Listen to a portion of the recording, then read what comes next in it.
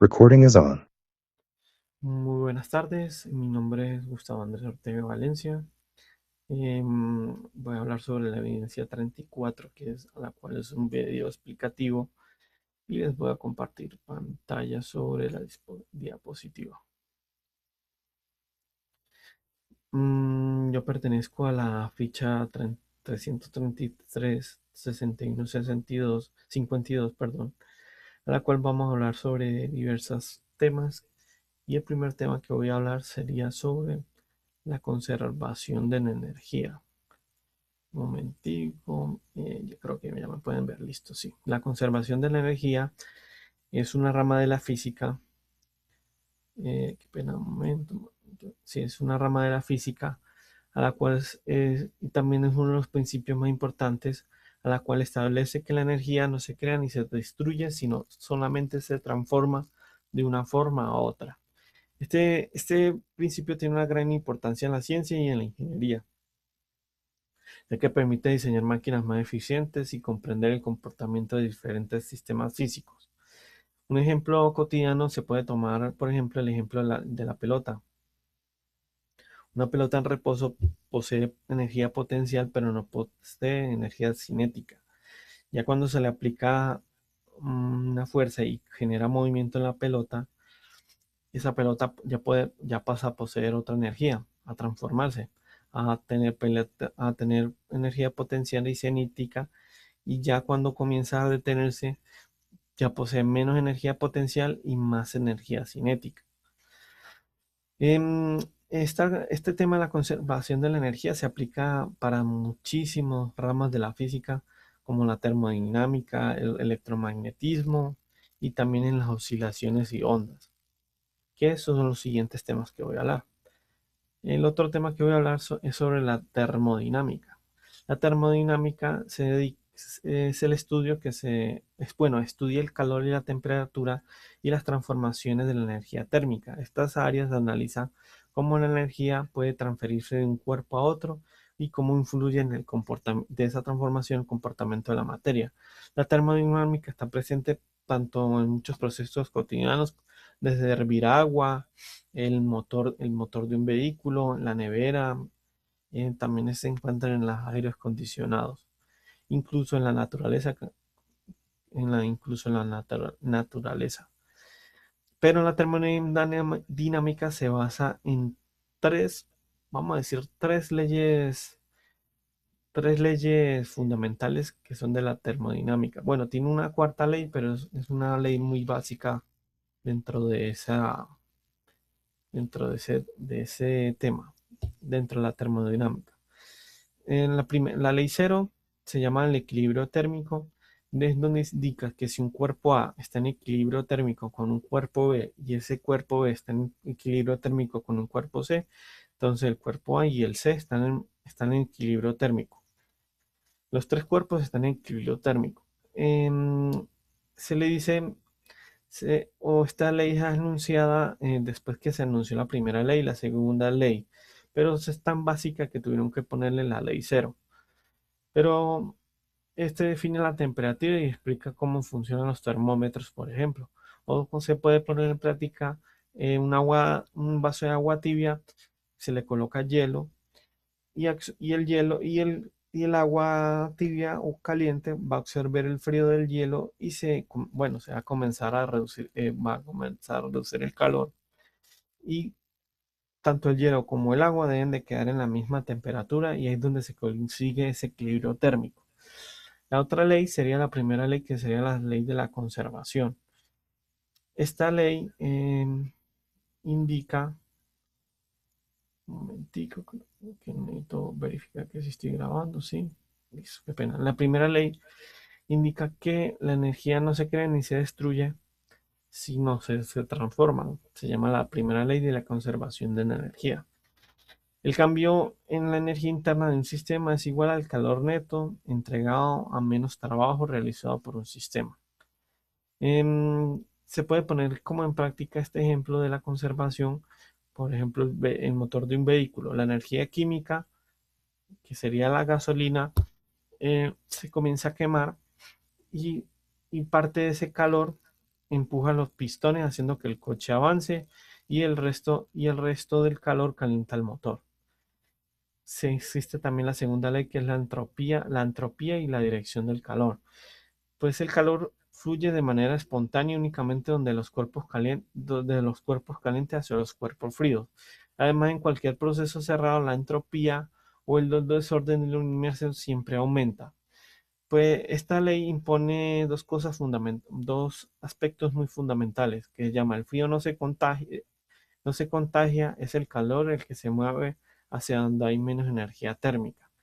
Y ninguna máquina térmica puede ser 100% eficiente, siempre hay una parte de energía que se degrada en forma de calor disperso que ya no sirve para producir trabajo útil. Esta degradación se le denomina o se mide mediante la entropía. Como ejemplo práctico se puede colocar que una taza de café caliente, no se enfriará sola porque cede el calor del aire de la habitación. Pero el café nunca observará el calor del aire para calentarse por sí solo, ya que es un proceso totalmente imposible de que ocurra. Y la tercera ley es la ley del lo absoluto, que al llegar al cero absoluto de temperatura, la entropía de un sistema perfectamente cristalino ideal llega a un valor constantemente cero. Como para tenerlo en práctica, digamos, si aplicamos temperaturas criogénicas que son totalmente altas a un alimento, por lo menos, por ejemplo, el hilo de carne, el desorden molecular puede llegar a casi cero, y esto ocasiona que se detengan las reacciones químicas o la descomposición biológica. Pero para llegar al cero absoluto es casi o totalmente imposible. Se puede llegar a milésimas de Kelvin, milésimas de grados Kelvin, pero nunca se ha podido llegar al cero absoluto. La otra ley ya estarían las tres leyes. Pasemos a la diapositiva. El otro tema sería el electromagnetismo. También una rama de la física que estudia la relación entre la electricidad y el magnetismo. Estos dos fenómenos están conectados, ya que la corriente eléctrica puede producir un campo magnético y de igual manera un campo magnético puede producir corriente eléctrica. Gracias al electromagnetismo, muchos dispositivos son utilizados diariamente como ventiladores, generadores eléctricos, parlantes. Una de las leyes más importantes en el electromagnetismo sería la ley del Ohm, a la cual esta ley relaciona el voltaje, la corriente y la resistencia de un circuito eléctrico. Y esta ley indica que voltaje depende de la corriente eléctrica y de la resistencia del circuito. Si aumenta la resistencia, la corriente disminuye. Y si aumenta el voltaje, la corriente puede incrementarse. Y si incrementa la corriente en un circuito, puede incrementar un campo magnético o generar campo magnético. Otro proceso serían las oscilaciones y ondas. Las oscilaciones y ondas son fenómenos físicos relacionados con movimientos repetitivos o la transmisión de energía. Una oscilación ocurre cuando un cuerpo se mueve de un lado a otro alrededor de una posición de equilibrio de manera periódica. Por otro lado, una onda es una perturbación que se propaga transportando energía de un lugar a otro sin trasladar entre ellos o en medio de ellos una materia de forma permanente. Por lo menos los parlantes, cuando colocamos música, ellos producen son ondas. Y en las oscilaciones se puede tomar, por ejemplo, el osciloscopio. El osciloscopio ayuda a medir las oscilaciones de un circuito de un circuito eléctrico o también en las oscilaciones de la corriente alterna y la corriente directa. Está también el tema de las interpretaciones de planos y datos y gráficas. De interpretación de planos y datos y gráficas. La interpretación de dicho esto es una parte fundamental, ya que en muchas áreas técnicas nos permiten representar información de manera organizada y comprender mejor el comportamiento de diferentes fenómenos. Los planos ayudan a identificar la distribución y conexión de elementos en un sistema, mientras que las tablas y las gráficas facilitan el análisis de los resultados obtenidos en experimentos. Todo esto se debe de utilizar en cualquier campo laboral, no solamente en la física, también se necesitan en la matemática, en la biología, en la eléctrica, mm, química. Y gracias a todos estos avances o todos estos, bueno, gracias a todos estos temas, existen avances tecnológicos como paneles solares que transforman la energía solar en energía eléctrica mediante el efecto fotovoltaico. También están los vehículos eléctricos que utilizan motores eléctricos y baterías. Y eso es gracias al electromagnetismo y a la conservación de la energía en estos vehículos porque son más eficientes y pueden generar menos contaminación ambiental. Están los refrigeradores y aires acondicionados que gracias a la termodinámica y también a la conservación de la energía. También están los generadores eléctricos que es gracias a los campos magnéticos y de movimiento. Estos generadores eléctricos también son hidroeléctricas, eólicas y termoeléctricas, que ahí entran los temas del campo magnético y termo- la termodinámica.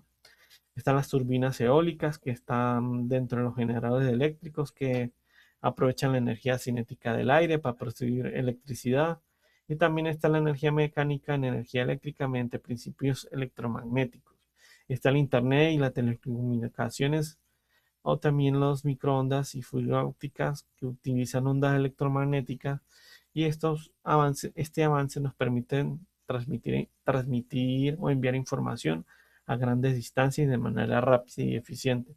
Está también la resonancia magnética, perdón, que utiliza campos magnéticos y ondas electromagnéticas para obtener imágenes detalladas del cuerpo humano sin necesidad de una cirugía.